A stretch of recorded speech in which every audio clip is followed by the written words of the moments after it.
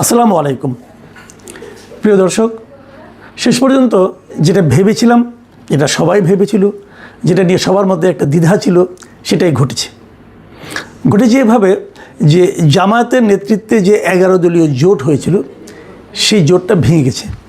সেখান থেকে বেরিয়ে গেছে আমার বিবেচনায় সবচেয়ে বড় একটা অংশ, সেটা হলো ইসলামী আন্দোলন বাংলাদেশ। মানে চরমনায়ের পীর সাহেবের নেতৃত্বে যে দলটা ছিল ইসলামী আন্দোলন বাংলাদেশ, যাদের নির্বাচনী প্রতীক হচ্ছে হাত পাখা, তারা আর সেই দলে নেই।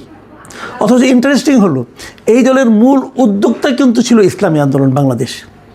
তারা বলেছিল, তাদের মূল যে থিওরিটা ছিল সেটা হলো ইসলামের নামে যে দলগুলো আছে, মানে ইসলাম নামধারী যে দলগুলো আছে সারা দেশে, তাদের যে ভোটগুলো, মানে বাংলাদেশের অনেক জায়গায় কিন্তু আছে যে কিছু লোক আছে, ভোটার আছে, যারা নাকি মুসল্লি ধরনের, ইমানদার ধরনের, পরহেজগার ধরনের লোকজনকে ভোট দিতে চায়। এই যে ইসলামী দলগুলো আছে, এগুলো কিন্তু অনেকগুলো দল, ইসলামী দল, যেমন ধরুন খেলাফত আন্দোলন, বাংলাদেশ খেলাফত আন্দোলন, কি খেলাফত মজলিস, এরকম অনেক দল, নিজামী ইসলাম পার্টি, ইসলামী আন্দোলন বাংলাদেশ, জামাতে ইসলাম, এরা সবাই কিন্তু ইসলামের কথা বলে। কিন্তু তাহলে কোনটা আসল ইসলাম, এটা নিয়ে কিন্তু বিতর্ক থাকতে পারে। আপনি জীবনেও মিলাতে পারবেন না যে কোনটা আসল ইসলাম। সবারই নিজ নিজ কিছু যুক্তি আছে। এক পক্ষ আরেক পক্ষকে বলে যে ওইটা করলে পরে তুমি কাফের হয়ে যাবে, তোমার ঈমান নষ্ট হয়ে যাবে, এগুলো বলাবলি করে।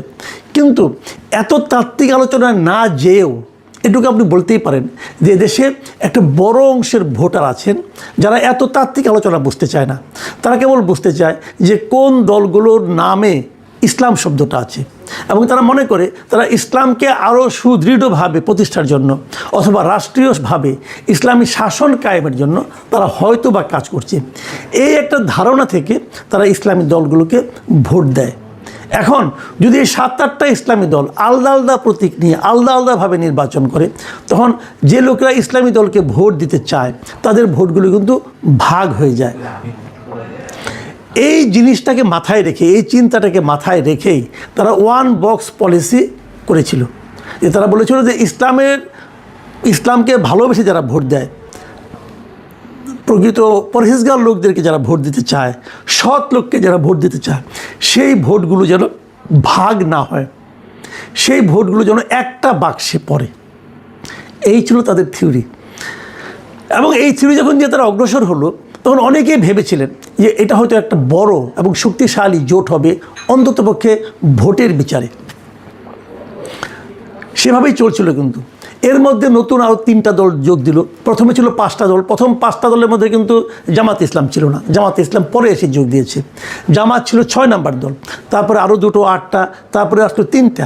এখন এইখানে কিন্তু কতগুলি বিরোধ তৈরি হওয়া শুরু হলো। যখন 3টা আসলো, নতুন 3টা আসলো, এরা কে আসলো? এনসিপি, আর একটা এবি পার্টি, আর একটা এলডিপি। এলডিপি হলো অলি আহমেদ সাহেবের দল, যারা নাকি সারা জীবন এই জামাত ইসলামকে গালাগালি করেছে, তারা এলেন। এখন এই বিষয়টা নিয়ে কিন্তু ইসলামী আন্দোলন হ্যাপি ছিল না।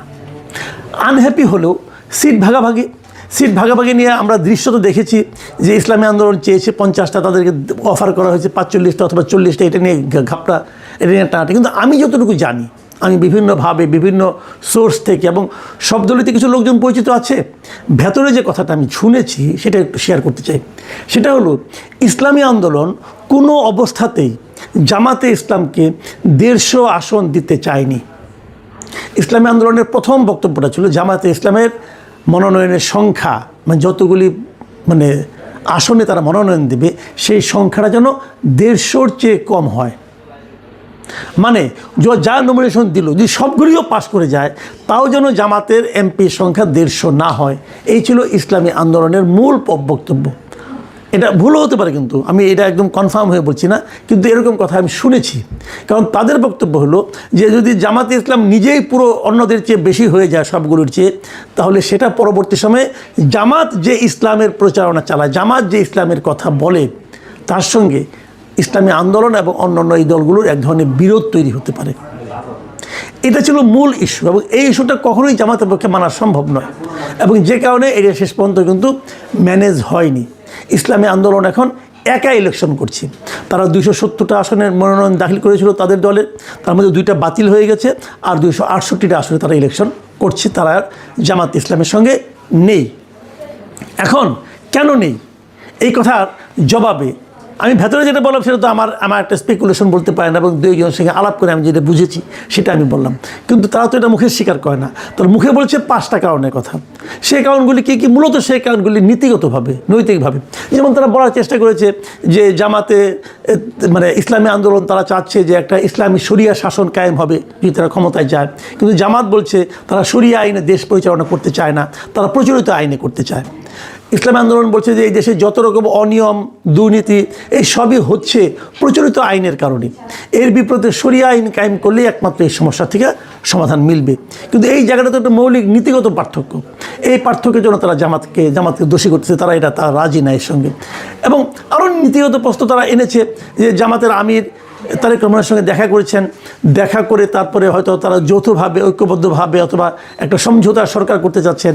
এটাও ইসলামী আন্দোলন কিন্তু পছন্দ করছে না। এই ধরনের অনেক কিছু হতে পারে। কিন্তু এদিকে আবার আরেকটা কথা আমি বলে নেই, এই যে ভেঙে যাওয়াতে লাভ হলো কার? একটা কথা ভাবুন, ইসলামী আন্দোলন কিন্তু এরই মধ্যে একটা মোটামুটি বড় দলে পরিণত হয়েছে। আমি এই কথাটা আগেও বলেছি বহুবার, আবারও বলি, এই বাংলাদেশে এখনও কিন্তু অনেক জায়গায় ভোট হয় মার্কা দেখে। অনেক সময় প্রার্থীটাকে এটা ইম্পর্টেন্ট না, মার্কাটা কি, মানুষ কোন মার্কাগুলিকে চেনে। বাস্তবতা হলো এদেশের মানুষ এখন পর্যন্ত গত কয়েক বছরের ইতিহাস থেকে আমি বলতে পারি মার্কা ছিল কয়েকটা। একটা হলো নৌকা, একটা ধানের শীষ, একটা লাঙ্গল আর একটা হাত পাখা। আপনারা যদি বলবেন তাহলে আমি দাঁড়িপাল্লা বললাম না কেন? দাঁড়িপাল্লা বললাম না কারণে একটা কথা মাথায় রাখেন, 2008-এর ডিসেম্বরে যে নির্বাচনটা হয়েছিল সেই নির্বাচনের পর আর কোনো নির্বাচনে কিন্তু দাঁড়িপাল্লা প্রতীকটা ছিল না। 2014-তে জামাত ইসলাম তো নির্বাচনে অংশই নেয় নাই, দাঁড়িপাল্লা কেউ দেখেনি। তারা কোনো উপনির্বাচনও করেনি, দাঁড়িপাল্লা কেউ দেখেনি। 2018 নির্বাচনে ততদিনে দাঁড়িপাল্লা প্রতীকটা নিষিদ্ধ হয়ে গিয়েছিল। তখন জামাতে যারা নির্বাচন করেছিল তারা ধানের শীষ প্রতীকটি নির্বাচন করেছিল। এমনকি এই যে আজকে যে জামাতের আমির ডাক্তার শফিকুর রহমান, উনিও কিন্তু ধানের শীষ প্রতীক নিয়ে নির্বাচন করেছিলেন। জামাতের নির্বাচন কেউ করে, দাঁড়িপাল্লা ছিল না। 2024-এর নির্বাচনে দাঁড়িপাল্লা মার্কা ছিল না। তাহলে 2009-এর পরে এই এত বছরে বাংলাদেশের নির্বাচনের মাঠে দাঁড়িপাল্লা প্রতীক কেউ দেখেনি। বরঞ্চ এই সময়ে হাত পাখা মানে ইসলামী আন্দোলন প্রায় প্রতিটা নির্বাচনে অংশ নিয়েছে, এবং তেমনকি তারা স্থানীয় সরকার নির্বাচনে অংশ নিয়েছে, মেয়র নির্বাচনে অংশ নিয়েছে। এগুলো করে করে তারা কিন্তু বেশ একটা ভালো অবস্থানে চলে গিয়েছিল। আপনি তো বলবেন যে হ্যাঁ জামাত সে সময় সক্রিয় ছিল না বলে জামাতের ভোটগুলো ইসলামী আন্দোলনে গিয়েছিল। হ্যাঁ, এটা হতে পারে, জামাতের ভোটগুলো ইসলামী আন্দোলনে গিয়েছিল। ওই যে ইসলাম পছন্দ ব্যক্তিদের ভোটগুলো একটা বাক্সে নেওয়ার যে ফর্মুলা, এই ফর্মুলাটা তখন কিন্তু অটোমেটিক কার্যকর হয়ে গিয়েছিল। এই জন্য হয়তো ইসলামী আন্দোলনের ভোট একটু বেড়েছিল। কিন্তু পাশাপাশি এটাও সত্য, ইসলামী আন্দোলন এই সময়ে এই ফাঁকা মাঠে তারা কিন্তু ইসলামী রাজনীতির একটা ভ্যাকুয়ামকে কাজে লাগিয়ে বেশ ভালো একটা ভোট ব্যাংক করতে পেরেছে। কাজে ইসলামী আন্দোলন কিন্তু একটা আমার বিবেচনায় একটা বড় দল, একটা বেশ বড় দল। এখন সেই ইসলামী আন্দোলন যখন সরে যায় তখন কিন্তু জামাতের যে জোট, সেই জোট কিন্তু ক্ষতিগ্রস্ত হবে, বেশ ভালোভাবে ক্ষতিগ্রস্ত হবে। ক্ষতিগ্রস্ত ইসলামী আন্দোলন হবে, কারণ অনেক জায়গায় জামাতের তো খুব ভালো ভোট ব্যাংক আছে, সেই ভোটগুলো ইসলামী আন্দোলন পেত। আর বাকি যে দলগুলো আছে এই দলগুলোকে আমি খুব একটা গুরুত্বপূর্ণ মনে করি না। কি এনসিপি, কি এবি পার্টি, এদের কোনো ভোট ব্যাংক নাই রে ভাই। কি মামুনুল হকের দল, এদের কোনো ভোট ব্যাংক নাই, খুবই অল্প। কাজে এখানে মূল ভোট ব্যাংক আছে জামাত ইসলামী এবং ইসলামী আন্দোলন। এই দুটো এক থাকতে পারলে এরা কিন্তু একটা শক্তিশালী প্রতিদ্বন্দ্বিতা গড়ে তুলতে পারত। কার সঙ্গে তুলতে পারত? বিএনপির সঙ্গে তুলতে পারত। আর যখন তারা ভেঙে গেল, লাভ কার হলো? লাভ হলো বিএনপির। সিম্পল, লাভ হলো বিএনপির। আচ্ছা, একটা কথা বলেন তো, এই যে বিএনপির এত বড় একটা লাভ হলো, এর পেছনে কি বিএনপির কোনো ধরনের ইনভেস্টমেন্ট ছিল না? এর পেছনে কি বিএনপি কোনো ধরনের চেষ্টা চরিত্র করেনি? ভাই, বিএনপি তো একটা রাজনৈতিক দল, এটা তো কোনো চ্যারিটি অর্গানাইজেশন না, এটা তো কোনো দাতব্য প্রতিষ্ঠান না। বিএনপি একটা রাজনৈতিক দল, এবং এই রাজনৈতিক দলকে কোনো রাজনীতি এখানে করেনি। করেছে কিনা আপনারা খুব শিগগিরই বুঝতে পারবেন। অনেকে তো এমনও বলাবলি করছেন যে ইসলামী আন্দোলনে বেশ কিছু প্রার্থী এখন দেখবেন বের হয়ে আসবে সেই জায়গাগুলোতে বিএনপির প্রার্থীর দুর্বলতার কারণে অথবা নিষ্ক্রিয়তার কারণে।